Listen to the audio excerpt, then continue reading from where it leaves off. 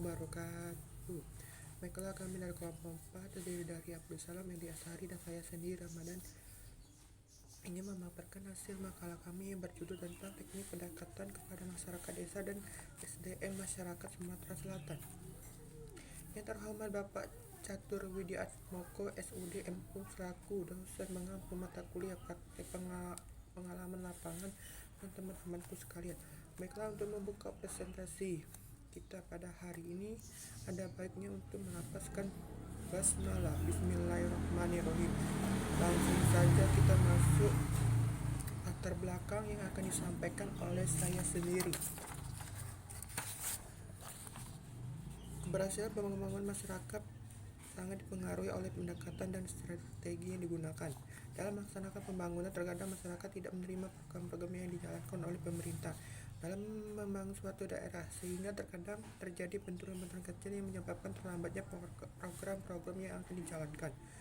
Untuk menghindari hal tersebut dibutuhkan suatu pendekatan atau strategi sehingga dapat memberikan keberhasilan dalam pembangunan. Dalam teori pembangunan tersebut tidak lepas dari pemahaman terhadap konsep pembangunan yang bersifat terbuka. Ujungnya, pengalaman selama ini menunjukkan bahwa implementasi konsep pembangunan ternyata telah banyak merubah kondisi kehidupan masyarakat.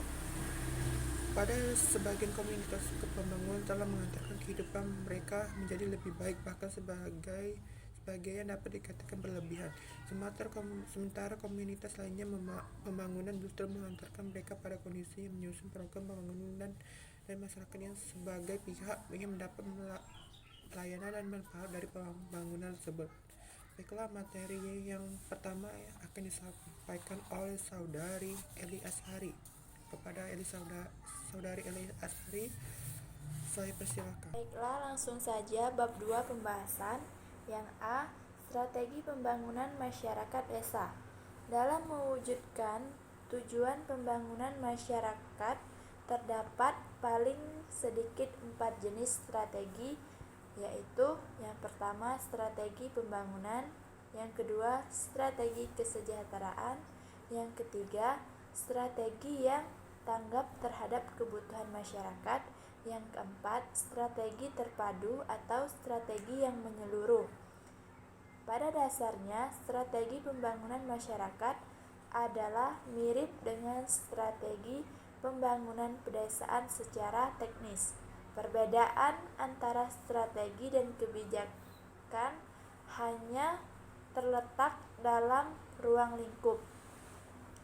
Strategi kebijakan pembangunan pedesaan diarahkan kepada yang pertama, pengembangan kelembagaan yang terdapat mempercepat proses modernisasi perekonomian masyarakat pedesaan melalui pengembangan agribisnis, jaringan kerja, produksi, dan jaminan pemasaran. Yang kedua, peningkatan investigasi dalam pengembangan sumber manusia, seperti mendorong produktivitas atau kewirausahaan dan ketahanan sosial pedesaan. Yang ketiga, peningkatan ketersediaan pelayanan prasarana dan sarana pedesaan, mendukung proses produksi, pengolahan, pemasaran, dan pelayanan sosial masyarakat.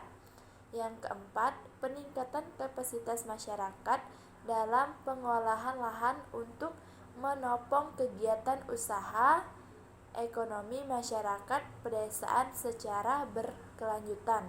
Yang kelima, peningkatan kemampuan organisasi pemerintah dan lembaga masyarakat pedesaan untuk mendukung pengembangan agribisnis dan pemberdayaan petani dan nelayan. Yang keenam, penciptaan iklim sosial yang memberi kesempatan masyarakat pedesaan untuk berpartisipasi dalam pembangunan, pengawasan terhadap jalannya pemerintahan di pedesaan. Dalam pembangunan masa depan, di mana pemerintahan dan bangsa Indonesia menghadapi banyak tantangan sosial, politik yang berat dan dinamisasi dan perekat masyarakat akar rumput atau bawah atau juga disebut dengan pedesaan untuk menunjang pembangunan masyarakat pedesaan. Metode pendekatan dalam pembangunan pedesaan. Dalam melakukan komunikasi pertanian kepada masyarakat telah dikenal dua metode pendekatan, yaitu satu pendekatan berdasarkan kelompok sasaran dari inovasi, dan dua pendekatan berdasarkan cara penyampaian isi pesan yang terkandung dalam inovasi tersebut. Kedua metode pendekatan ini akan dibahas secara terpisah. A. Metode pendekatan sasaran.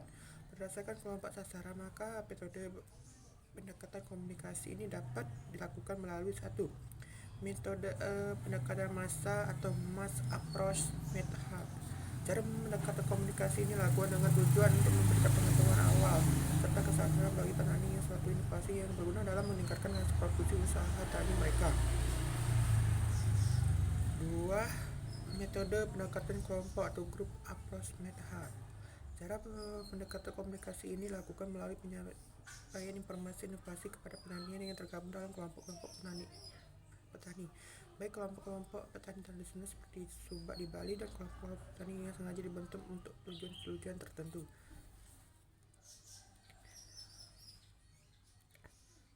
Seperti KPD TPRI, kelompok ini kelompok tani dan nelayan, kelompok swadaya masyarakat, dan lain sebagainya.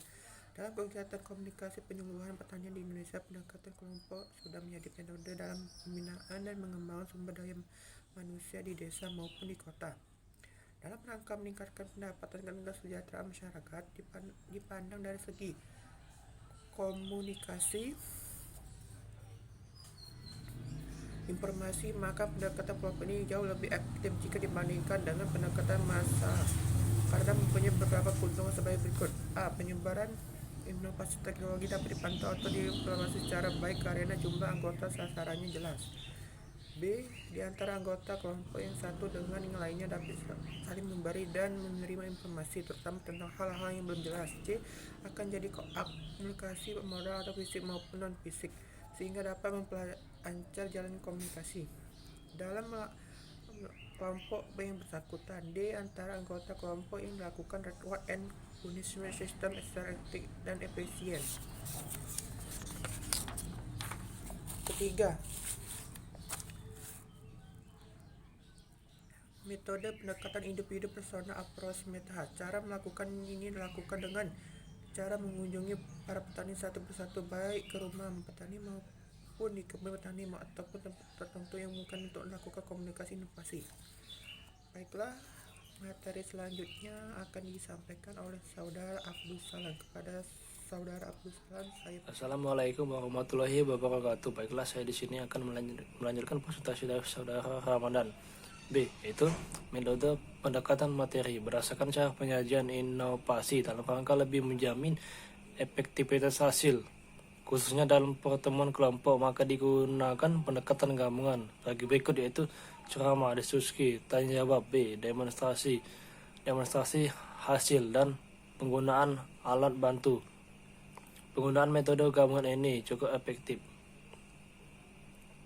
Peningkatan pemahaman serta kemampuan menerapkan inovasi yang diberikan. Dengan demikian, para petani akan lebih memahami dengan mengerti tentang menerapkan inovasi dan praktek usaha tani mereka.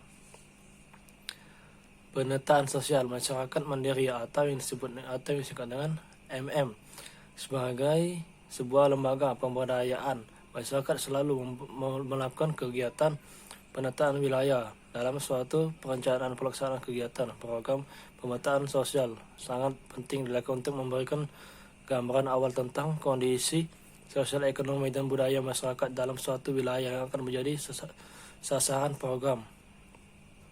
Pendekatan sosial atau social mapping adalah suatu kegiatan yang dilakukan untuk menemukan tentang kondisi sosial budaya masyarakat pada wilayah tertentu.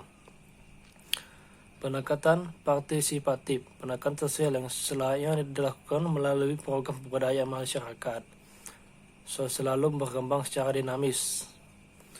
Penataan sosial merupakan suatu alat untuk memperoleh informasi secara akurat, lengkap, dan mempertimbangkan perspektif masyarakat. Informasi yang dibutuhkan bagi para motivator program pemberdayaan masyarakat, yaitu bobot masalah sosial, sebaran masalah, potensi sosial yang dapat digunakan dalam program pemberdayaan masyarakat. 2. Tahap pengembalian keputusan. Dalam tahap ini adalah setiap orang akan merasa dihargai jika mereka diajak untuk berkompromi, memperoleh pemikiran-pemikiran dalam membuat suatu keputusan untuk membangun diri, keluarga, daerah, bangsa maupun negaranya. Yang bersangkutan untuk turut bertanggung jawab dalam melaksanakan mempertahankan setiap paket program dikomunikasikan. Kemudian untuk berpartisipasi secara positif terhadap satu tahap penubuhan ide untuk pembangunan perencanaan. Dalam tahapan ini harus dilihat apakah pelaksanaan program pembangunan tersebut didasarkan atas ide atau gagasan yang tumbuh dari kesadaran masyarakat, atau diturunkan atas jika ide atau gagasan untuk membangun datang dari masyarakat sendiri karena didorong oleh tuntutan situasi dan kondisi yang menghampiri mereka, maka peran serta aktif masyarakat pasti akan lebih baik. Sebaliknya itu atau ide atau gagasan diturunkan dari atas tanpa melibatkan masyarakat, maka bisa dipastikan program pembangunan gagal karena tidak ada peran serta aktif masyarakat. Dengan perkataan lain, jika masyarakat itu terlihat dalam proses perencanaan untuk membangun daerahnya, maka dapat dipastikan bahwa seluruh anggota masyarakat merasa dihargai sebagai manusia yang memiliki potensi atau kemampuan, sehingga mereka lebih mudah berperan serta aktif atau berpartisipasi dalam melestarikan program pembangunan tersebut. 3. Tahap pelaksanaan dan evaluasi. Tahap filosofi dalam tahapan ini adalah prinsip layani Benowi dalam metode belajar orang dewasa. Tujuan melibatkan masyarakat dalam tahap pelaksanaan adalah satu, agar masyarakat dapat mengetahui secara baik tentang cara-cara melaksanakan program sehingga nantinya mereka dapat secara mandiri mampu melanjutkan, meningkatkan, dan melestarikan program pembangunan yang dilaksanakan. Dan yang kedua, untuk menghilangkan ketergantungan masyarakat terhadap pihak luar, dalam hal ini koordinator atau penyuluh yang selama ini selalu terjadi, dan akan menjamin bahwa program pembangunan itu sendiri tidak akan lenyap serta merta kepergian para petugas dari desa atau wilayah yang bersangkutan. Keempat, tahap pembagian ekonomis.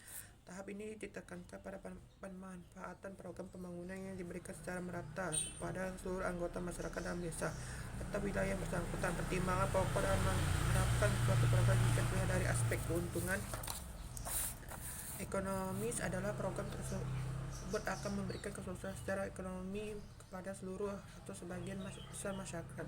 Akibatnya masyarakat sendiri yang tentu melihat dan merasakan aspek ekonomis dari pembangunan tersebut.